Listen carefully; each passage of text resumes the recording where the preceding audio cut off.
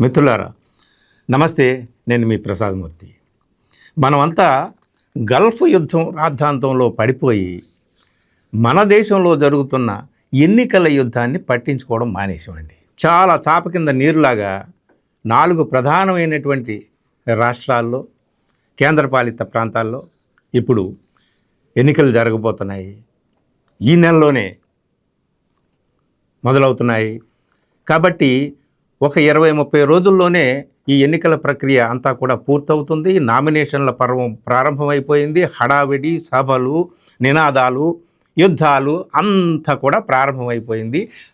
Pre poll సర్వేలు కూడా రావడం ప్రారంభమైంది. మనం ఒక సర్వే సంస్థ చేస్తున్నటువంటి ఆ వివరాలను, ఆ ఒపీనియన్స్ని అన్నిటినీ కూడా మనం ఫాలో అవుతూ వస్తున్నాం. అది ఏ సంస్థ? SAS, శ్రీ ఆత్మసాక్షి సంస్థ చేస్తున్నటువంటి survey. First pre poll survey SAS survey గురించి మనం కొన్ని రోజుల క్రితం మాట్లాడుకున్నాం. సెకండ్ ప్రీ పోల్ సర్వే ఈరోజు వచ్చిందండి. అంటే యాజ్ ఆన్ 6th ఏప్రిల్ నిన్నటి వరకు పొజిషన్ ఏంటి అంటే, ఫస్ట్ ప్రీ పోల్కి సెకండ్ ప్రీ పోల్కి తేడా ఏమన్నా ఉందా అంటే, ఖచ్చితంగా ఒక రాష్ట్రంలో అయితే బొమ్మ తిరగబడిందండి. ఆ రాష్ట్రం ఏంటి అనేటటువంటిది కూడా ఇప్పుడు మీరు తెలుసుకుంటారు. ఇప్పుడు వరుసగా వద్దాం.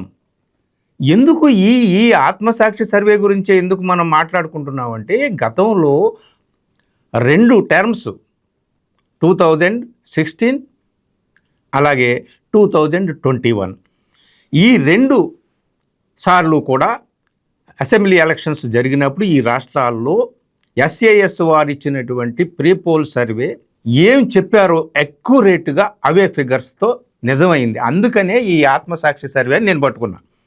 సో ఇప్పుడు ఈ సెకండ్ ప్రీ పోల్ సర్వేలో, first pre poll survey already మన దగ్గర ఉంది. ఆ లింక్ కూడా నేను ఇస్తాను ఇందులో డిస్క్రిప్షన్లో, చూడండి.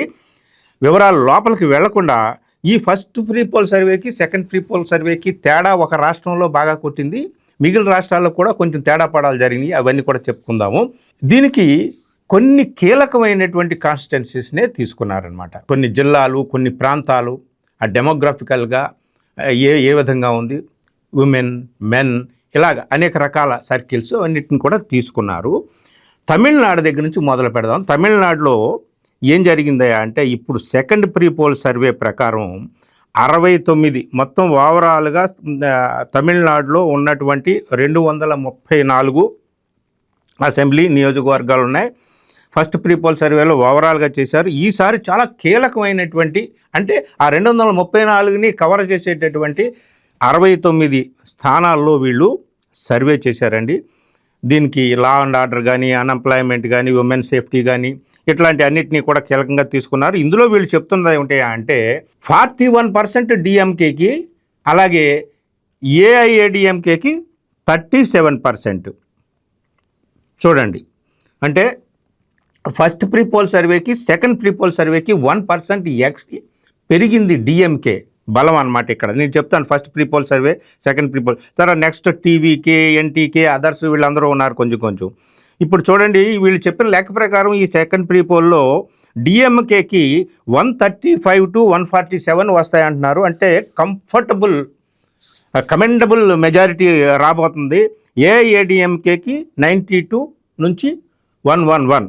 ఇదండి ఫస్ట్ ప్రీ పోల్ సర్వేలో వీళ్ళు ఏం చెప్పారు అంటే 40% డిఎంకేకి వస్తుంది అన్నారు.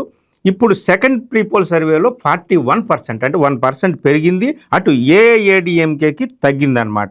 ఆ ఏఐఏడిఎంకేకి ఫస్ట్ ప్రీ పోల్ సర్వేలో 117 దాకా రావచ్చు అన్నారు. ఇప్పుడు 111 ఫిగర్ దగ్గర, మ్యాజిక్ ఫిగర్, ఫైనల్ ఫిగర్ అక్కడ వరకు ఆగిపోతుంది. వీళ్ళకి 147 దాకా రావచ్చు అని చెప్పారు. అంటే ఫస్ట్ ప్రీ పోల్ సర్వేకి సెకండ్ ప్రీ పోల్ సర్వేకి డిఎంకే గ్రాఫ్ పెరిగింది, ఏఐడిఎంకే గ్రాఫ్ తగ్గింది. ఇంకా నెక్స్ట్ థర్డ్ ప్రీ పోల్కి వెళ్ళేసరికి ఇంకా ఏమైనా తారుమారు జరిగినా జరగవచ్చు. అలాగే వెస్ట్ బెంగాల్ దగ్గరికి వద్దామండి. గతంలో కూడా 2 సార్లు కూడా వెస్ట్ బెంగాల్లో వీళ్ళు ఇచ్చినటువంటి సర్వే అక్యురేట్గా దిగింది ఫిగర్స్తో పాటుగా. కొంచెం సెకండ్ ప్రీ పోల్ సర్వేలో కొంచెం వీళ్ళు చెప్పిన దానికంటే కూడా మెజారిటీ ఇంకా కొంచెం పెరిగింది మమతా బెనర్జీకి. దీంట్లో దాదాపు 86 స్థానాలను వీళ్ళు కీలకంగా తీసుకున్నారు. 86 స్థానాలని ఓవరాల్గా ఉన్నటువంటి 294 స్థానాల్లో ఇప్పుడు వెస్ట్ బెంగాల్లో 23 ఫస్ట్ ఫేజ్, 29 సెకండ్ ఫేజ్ జరుగుతుంది కదా. 86 స్థానాలను వీళ్ళు కీలకంగా తీసుకున్నారు. దీంట్లో ఎక్స్పెక్టర్స్ ఏమని చెప్తున్నారంటే బెంగాల్ ప్రైడ్, అలాగే ఇక మమతా బెనర్జీకి ధీటైనటువంటి మమతా బెనర్జీని ఢీ కొట్టేటటువంటి ఫేస్ అపోజిషన్లో లేకపోవడము, ఎస్ఐఆర్ ప్రాబ్లము, ఇట్లాంటివన్నీ కూడా. ఇప్పుడు వీళ్ళు చెప్తున్నటువంటి సెకండ్ ప్రీ పోల్లో టీఎంసీ తృణమూల్ కాంగ్రెస్, మమతా బెనర్జీ నేతృత్వంలోని తృణమూల్ కాంగ్రెస్కి 46.5%, బీజేపీకి 41.5%, మిగిలిన ఇండియా కాంగ్రెస్కి 3.75%, సిపిఎంకి 3%, అదర్స్ 5.2% అని అంటున్నారు. వీళ్ళు చెప్పినటువంటి లెక్కల ప్రకారం సీట్ల విషయానికి వస్తే 171 నుంచి 188 వీళ్ళకి, ఎవరికి, టీఎంసీకి. అలాగే బీజేపీకి 118 నుంచి 126 దాకా రావచ్చు. అంటే వెస్ట్ బెంగాల్లో ఫస్ట్ ప్రీ పోల్ సర్వేలో 198 దాకా వస్తాయి టీఎంసీకి అన్నారు, కానీ ఇప్పుడు కొంచెం తగ్గింది అండి. టీఎంసీకి 188 వరకు రావచ్చని, అలాగే బీజేపీకి ఎన్డీఏ కూటమికి 110 వరకు రావచ్చు అని చెప్పారు. ఇప్పుడు 126 కొంచెం బీజేపీకి పెరిగిందనమాట. ఇక్కడ అంటే మమతా బెనర్జీ థంపింగ్ మెజారిటీ అక్కడ వచ్చేస్తుంది అనుకున్నదల్లా ఫస్ట్ ప్రీ పోల్ సర్వేలో, సెకండ్ ప్రీ పోల్ సర్వేకి వచ్చేసరికి కొంచెము పిక్చర్ మారుతూ వస్తుంది. అది ఏం జరుగుతుంది, ఏమిటి, పెద్ద గగ్గోలు జరుగుతుంది అక్కడ. ఎస్ఐఆర్ గగ్గోలు ఒకటి జరుగుతుంది. ఓటర్లని 60 లక్షల మందిని డిలీట్ చేశారు, దాని మీద అప్లికేషన్లు పెట్టారు, దాని మీద విచారణ జరుగుతుంది. జడ్జెస్, సింగిల్ జడ్జి బాడీస్ అక్కడ విచారణ చేస్తున్నా. ఏం జరుగుతుందో ఏమిటో మనకు తెలియదు. మొత్తానికి మాత్రం ఆందోళన అయితే ఉందండి. ఇక్కడ ఈ ఫిగర్స్ ఎలా ఉన్నా ఫైనల్ రిజల్ట్ ఎలా ఉంటుందో మనం చెప్పలేము అనమాట. అంటే ఫస్ట్ ప్రీ పోల్ సర్వేలో సెకండ్ ప్రీ పోల్ సర్వేకే చాలా తేడా వచ్చింది. మమతా బెనర్జీకి అక్కడ తగ్గుతుంది అన్నట్టుగా. ఇక నెక్స్ట్ అస్సాం దగ్గరికి వచ్చేసరికి అస్సాంలో పెద్ద తేడా లేదు. 36 స్థానాలను వీళ్ళు కీలకంగా ఇప్పుడు సర్వేకి తీసుకున్నారు. అలాగే ఇల్లీగల్ ఇమ్మిగ్రేషను, ఇట్లాంటివి అక్కడ అన్ఎంప్లాయ్మెంటు, కరప్షను, ఇట్లాంటివన్నీ కూడా అక్కడ చాలా సీరియస్ ఫ్యాక్టర్స్గా, ఇష్యూస్గా ఇందులో ఉన్నాయి. ఎన్డీఏకి ఫస్ట్ ప్రీ పోల్ సర్వేలో కూడా ఎన్డీఏకే ఆధిక్యత ఉండొచ్చు అన్నారు. ఇప్పుడు కూడా 46.5% ఇచ్చారు. సీట్ల వీళ్ళకి కాంగ్రెస్కి ఏమో 43% ఇప్పుడు సెకండ్ ప్రీ పోల్లో ఇచ్చారు. వీళ్ళు ఇచ్చిన దాని ప్రకారం సీట్లు 80 నుంచి 86 దాకా ఎన్డీఏకి రావచ్చు, కాంగ్రెస్కి 42, 46 రావచ్చు.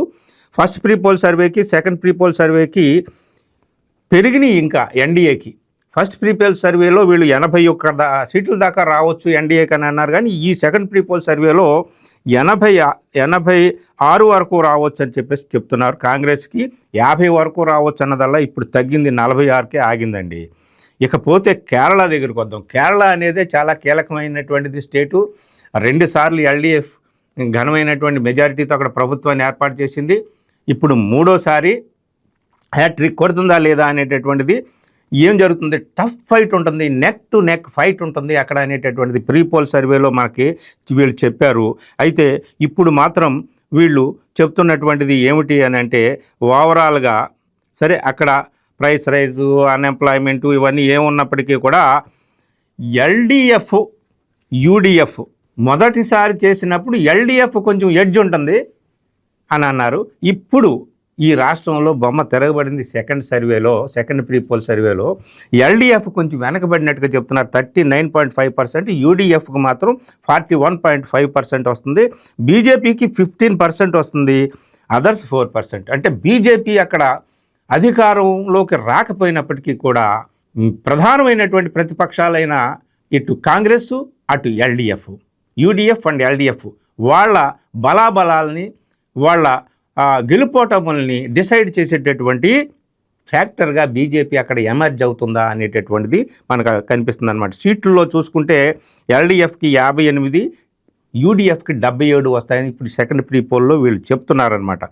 ఫస్ట్ ప్రీ పోల్కి సెకండ్ ప్రీ పోల్కి ఏమిటంటే తేడా, మనకి ఫస్ట్ ప్రీ పోల్లో వీళ్ళు చెప్పింది ఏంటంటే 73 దాకా వస్తాయని చెప్పారు.